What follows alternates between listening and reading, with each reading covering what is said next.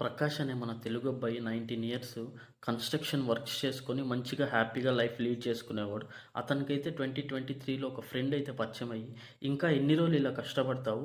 Cricket బెట్టింగ్‌లోకి రా మంచి ఒకటేసారి జాక్‌పాట్ లక్షల్లో గెలుచుకోవచ్చు" అని చెప్పి ఆశ పుట్టిస్తారు. దాన్ని నమ్మిన ప్రకాష్ అయితే సరే అని చెప్పి అతను కష్టపడి సంపాదించుకున్న డబ్బులనైతే బెట్టింగ్‌లో పెడతాడు. సో, అవైతే పోతాయన్నమాట. సో, నెక్స్ట్ అయితే గమ్ముగుండకుండా ఇంకా అప్పులు చేసి ఇంకా మొత్తం చాలా అప్పులైతే జేసేసి పెట్టేస్తాడు. మొత్తం లాస్ అయిపోతది.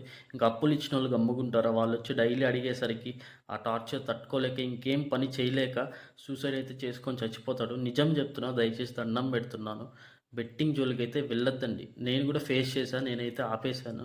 ఫస్ట్ అయితే రాకపోతే ఇంకా గెలిచాలి అనొస్తుంది. కానీ డబ్బులొచ్చాయనుకో ఇంకా ఆశతో ఆడతాము. దయచేసి ఆడొద్దండి. ప్రకాష్ ఒకటే గాదు. ఇలా చాలామందైతే సూసైడ్ జేసుకున్నారు. మీ పక్కనుండే వాళ్ళకి గూడా చెప్పండి. ఇంకా ఎవరైనా ప్రమోట్ జేస్తే ఫస్ట్ ఆ వీడియోని